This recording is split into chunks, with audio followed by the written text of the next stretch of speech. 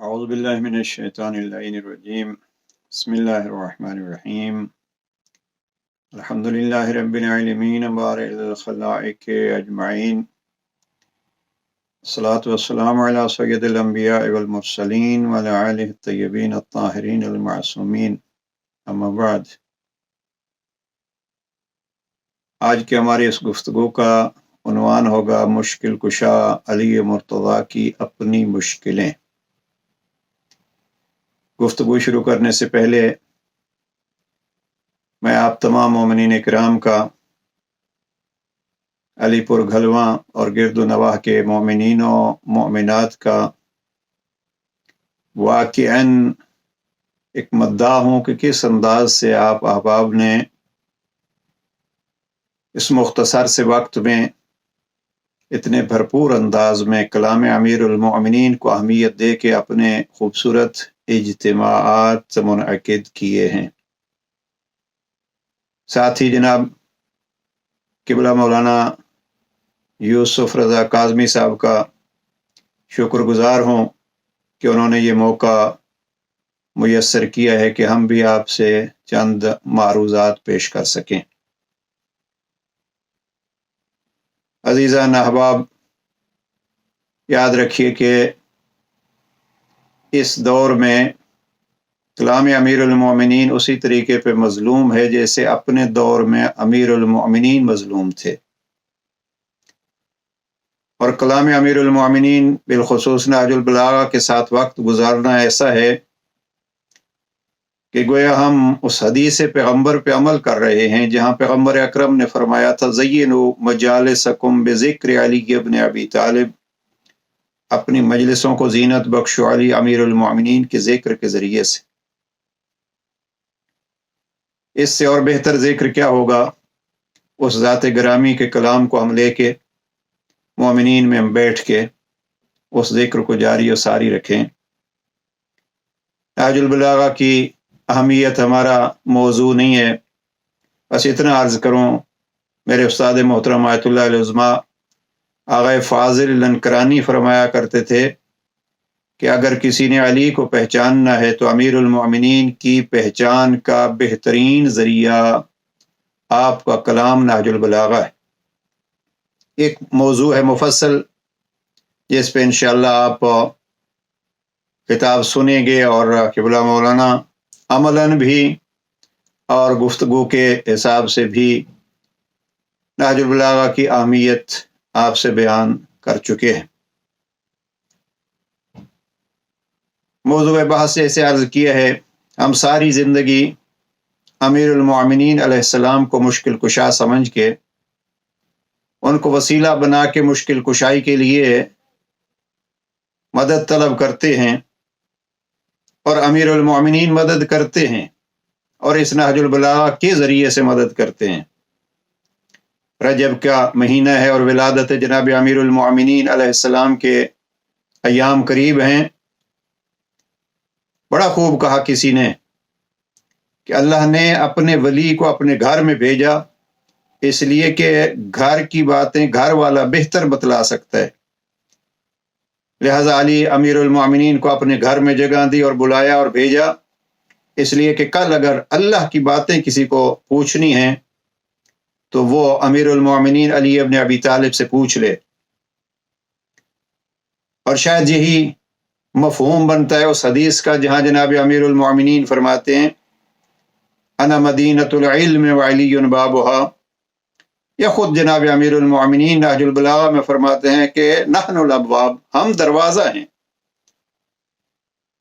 نہج البلاغہ کے بڑے مشہور اہل سنت عالم ابن ابی الحدید معتزلی جب اس نحن الابواب کی شرح کرتے ہیں تو کہتے ہیں کہ یہ فقط دروازے علم نہیں ہے بلکہ ہر خیر کے دروازے کا نام علی ابن ابی طالب ہے۔ ایسا ہے ذات گرامی کے کلام عظیم سے استفادہ کرتے ہوئے ہمارے لیے پہلی مشکل جو حل ہوتی ہے وہ یہ ہے کہ اللہ کی پہچان، اللہ کی معرفت بہت مشکل موضوع ہے یہ، لیکن امیر المؤمنین کے دروازے پہ آ کے یہ بہت آسان ہو جاتی ہے۔ اس لیے کہ جس ذات پروردگار کے سامنے علی جیسا عظیم شجاع بہادر اور وہ فاتح خیبر یوں روتا ہوا نظر آئے کہ ریش مبارک آنسوؤں سے گیلی ہو جائے، تر ہو جائے، تو یہیں سے تو پتہ چلتا ہے۔ اور میں بہت پڑھا کرتا ہوں یہ شعر مرحوم نجم افندی کا، فرماتے ہیں کہ علی ملے تو ملے خانہ خدا سے ہمیں، خدا کو ڈھونڈا تو وہ بھی علی کے گھر سے ملا۔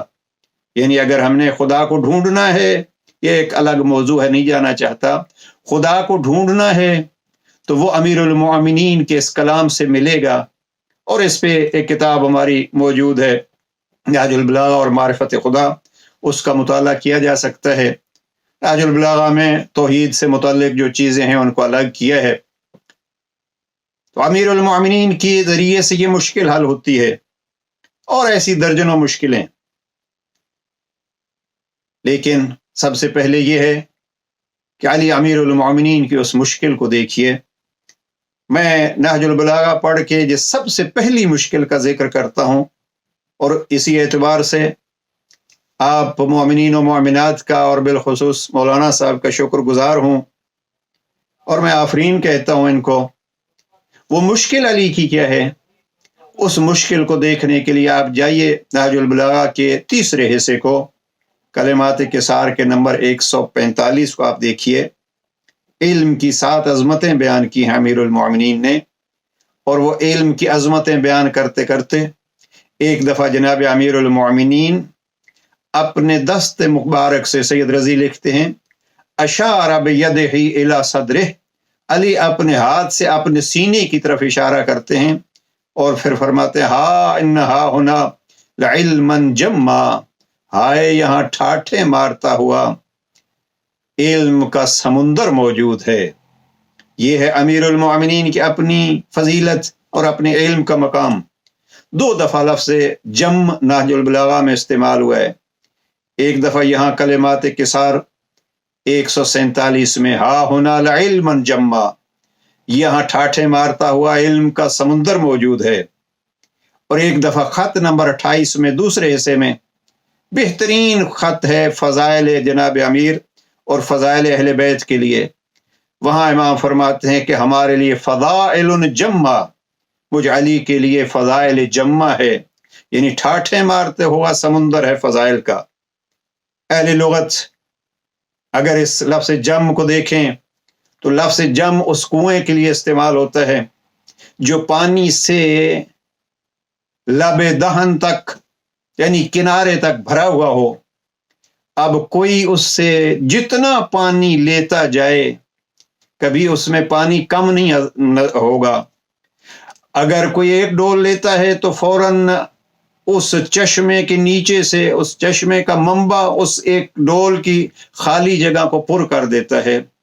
آپ کو ہر وقت وہ چشمہ لبوں تک بھرا ہوا نظر آئے گا۔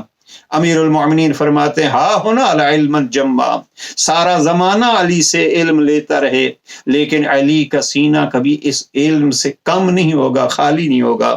اسی طریقے پہ فضائل جمع ہیں ہمارے لیے، یعنی سارا زمانہ فضائل علی بیان کرتا رہے، کبھی فضائل علی کم نہیں ہوں گے، وہ جگہ خالی نظر نہیں آئے گی۔ اور اس کا ایک پہلو فضائل کے اعتبار سے یہ بھی ہے کہ جب چشمہ بھرا ہوا ہے، کنواں لب دہن بھرا ہوا ہے، اب کوئی کہتا رہے اور مخالفت کرتا رہے، چشمے کا کام ہے اگر مخالف بھی پانی بھرنے آتا ہے تو اس کو بھی سیراب کرتا ہے، یہ کبھی نہیں کہتا کہ نہیں تو میری عظمت کا قائل نہیں ہے۔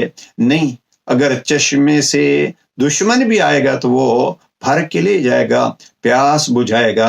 بہرحال یہ فضائل جمع امیر المؤمنین کا ایک فرمان، اور پہلی مشکل جو میں عرض کرنا چاہ رہا ہوں وہ یہ امیر المؤمنین اپنے سینہ اقدس کی طرف اشارہ کر کے، ہم نے اس کو وصیت کو بکلٹ کی صورت میں، لیفلٹ کی صورت میں بھی پرنٹ کیا ہے، اور چند سال پہلے ماہ مبارک کے رمضان میں اس کو تقسیم کیا ہے۔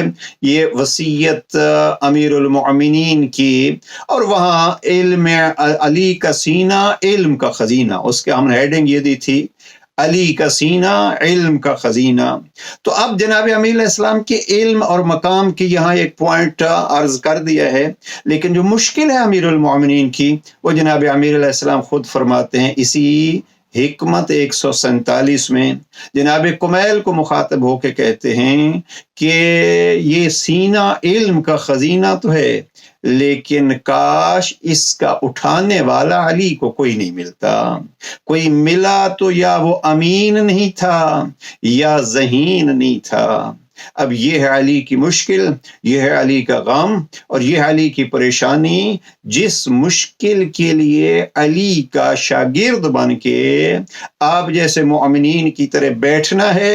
نہج البلاغہ گویا کلام علی ہو۔ ایک بزرگ مرحوم آیت اللہ قمشائی وہ فرمایا کرتے تھے میں جنت میں جاؤں گا اور امیر المؤمنین کے سامنے بیٹھوں گا، کہوں گا آپ کا کلام نہج البلاغہ پڑھا کرتا تھا، جی چاہتا ہے کہ اب جنت میں بھی آپ اپنا کلام دہرا رہے ہوں، میں سن رہا ہوں۔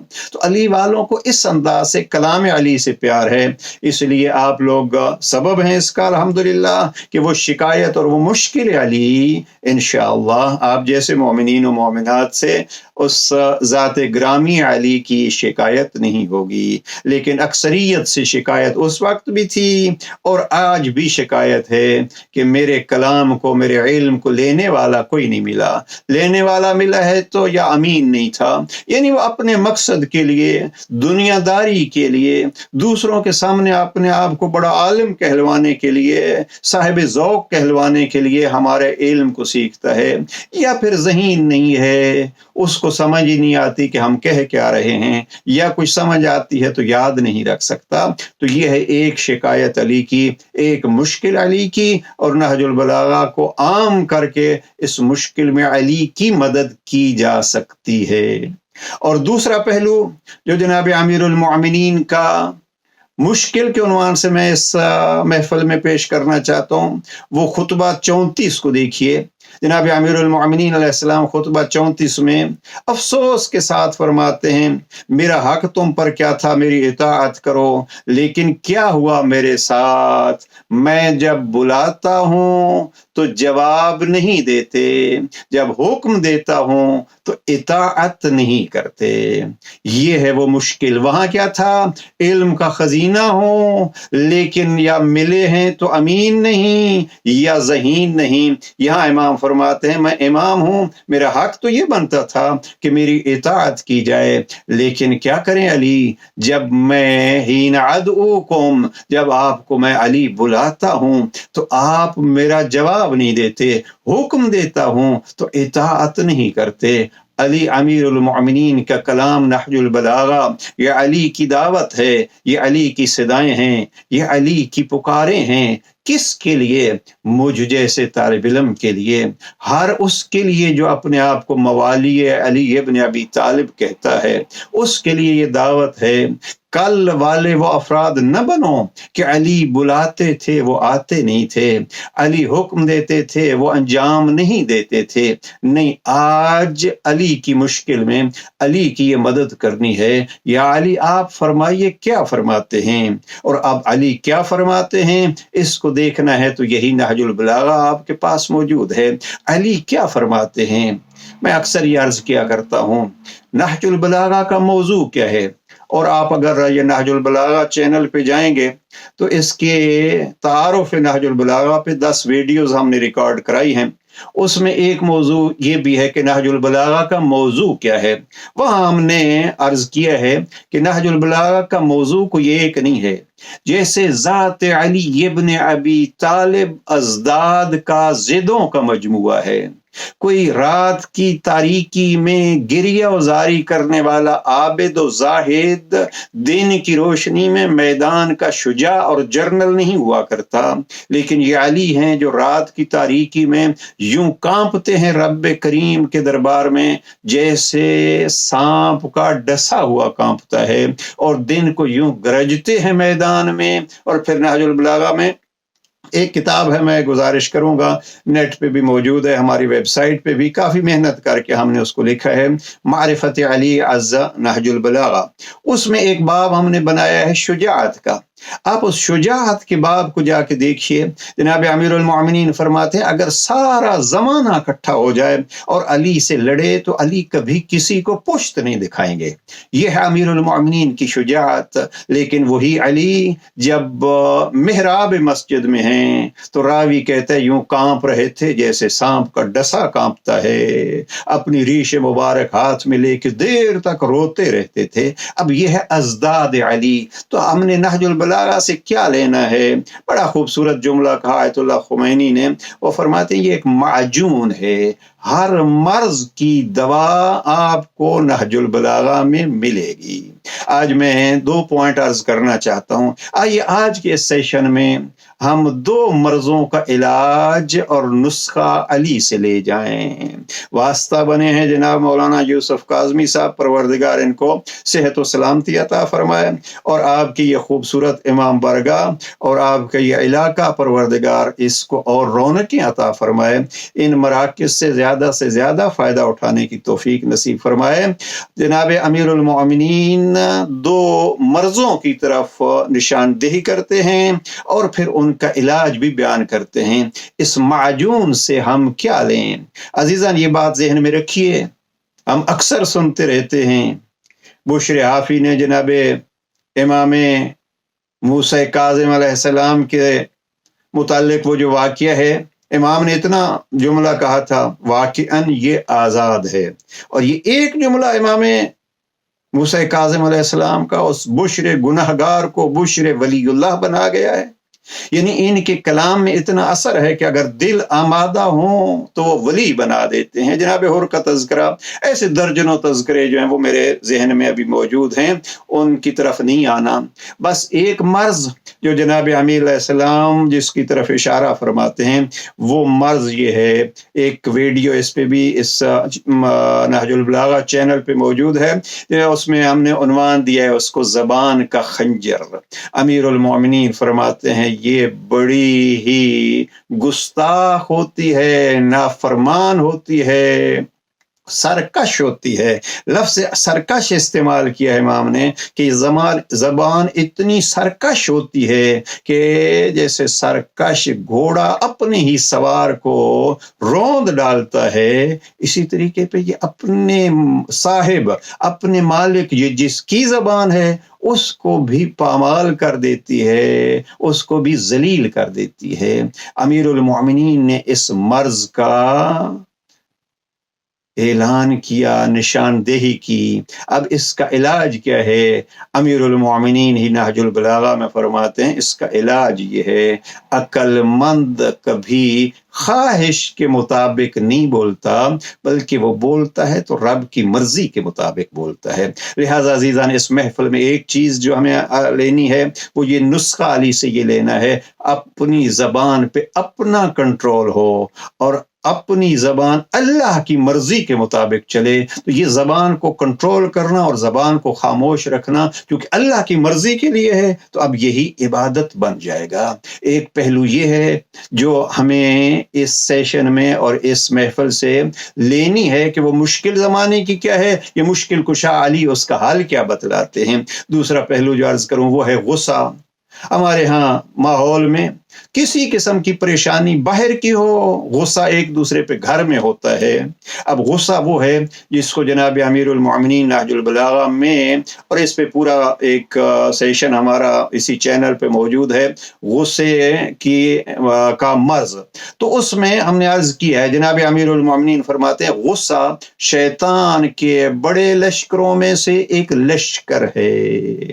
آئیے ہم کوشش کریں غصہ کر کے شیطان کے لشکروں میں ہم شامل نہ ہوں، بلکہ غصے کو کنٹرول کر کے علی کے لشکر میں ہم شامل ہوں، امام زمانہ کے لشکر میں ہم شامل ہوں۔ بس اتنا عرض کروں کہ نہج البلاغہ پڑھنے کا طریقہ، مخصوص انداز پڑھیے ایسے جیسے علی بول رہے ہیں، कुमैल की जगह पे, अम्मार की जगह पे और मालिक अश्तर की जगह पे, अबू ज़र और सलमान की जगह पे, इनके बारे में खुद नहजुल बलागा में फरामीन मौजूद हैं, उनकी जगह पे हम बैठे हैं। गोया अली उस ज़माने में फरमा रहे हैं, सिदाएं नहजुल बलागा के ज़रिए से हम तक पहुँच रही हैं। अब देखना है कि हम कैसे शिया हैं, आया हम मालिक अश्तर जैसे हैं। बस इख्तिताम पे ये अर्ज़ करूँ, मालिक अश्तर को पहचानिए। ख़त नंबर 38 में 38 में मिस्र वालों को मालिक अश्तर का अली तारुफ कराते हैं, और तारुफ किस अंदाज में कराते हैं? फरमाते हैं कि मालिक वो है कि जो लफ्ज़ मेरे हैं, जो अपने कदमों का मालिक है, हमारी मर्जी के बगैर। ये अमीरुल मोमिनीन के ख़त 38 के अल्फाज हैं। अपनी मर्जी से न आगे बढ़ता है न पीछे हटता है। और फिर वहीं कहा मालिक सैफुन मिन सयूफिल्लाह, ये मालिक अल्लाह की तलवारों में से एक तलवार है। आइए हम भी शैतान के लश्कर के राही बनने के लिए और के बजाय और जबान के ताबेदार बनने के बजाय अली और इमाम असर के ताबेदार बने। और नहजुल बलागा को पढ़िए, नहजुल बलागा का खास कर इन अयाम में पढ़िए, जाके खुद मुताला कीजिए। ख़त नंबर 69 जनाबे हारिस हमदानी को खिताब किया। खुतबा नंबर 191 जनाबे हम्माम को खिताब किया। और ख़ास कर आखिरी गुफ्तगू ख़ास कर अर्ज़ करूँगा जवानों से। अल्हम्दुलिल्लाह मैं देख रहा हूँ कि भरपूर शिरकत है इस इमाम बारगाह कसरे ज़हरा में और घलवा अलीपुर की इस इमाम बारगाह। और मुझे ये भी मैंने कई साथियों को दिखाया आपकी इमाम बारगाह कि मोमिनीन ने किस प्यार से इमाम के घर को तामीर किया है। परवरदिगार इसी अंदाज से जैसे अब आप बैठ के इसको आबाद किए हुए हैं, मज़ीद आपकी तौफ़ीक़ात खैर में इजाफ़ा फरमाए। जवानों से अर्ज़ करूँगा, जवानान आप आइए एक दफ़ा ज़रूर ख़त नंबर 31 पढ़ी है, जहाँ जनाब अमीरुल मोमिनीन अपने बेटे इमाम हसन मुज्तबा अलैहिस्सलाम को तहरीर करके ये वसीयत दे रहे हैं। 36 साल के थे इमाम हसन मुज्तबा जब इमाम ने ये वसीयत लिखी, और 13 दफ़ा कहा या बुनैया, ए मेरे प्यारे बेटे। अब या बुनैया 13 दफ़ा हसन मुज्तबा को कहा। मैं जवानों से अर्ज़ करूं, पैगंबर अकरम का फरमान है, अना व अलीयुन अबवा हाज़िहिल उम्मह, मैं और अली इस उम्मत के बाप हैं। आइए नहजुल बलागा पढ़ के हम ये न समझें कि अली अमीरुल मोमिनीन इमाम हसन मुज्तबा को या बुनैया कह रहे थे, बल्कि हम उस हदीस मुस्तफ़ा को सामने रखें कि मैं और अली इस उम्मत के बाप हैं। अब गोया वो बाप हम जैसे अफराद को भी, आप जैसे अजीज जवानों को भी या बुनैया कह के ये कह रहे हैं, ए मेरे बेटो, ए मेरे प्यारे बेटो, दुनिया की बुराइयों की, दुनिया की नहूसतों और फहाशियों की तरफ जाने के बजाय आओ अली की सुनो और अली के साथ रहो। परवरदिगार तौफीकात खैर में इजाफा फरमाए और आपकी इन ज़हमात को कबूल फरमाए।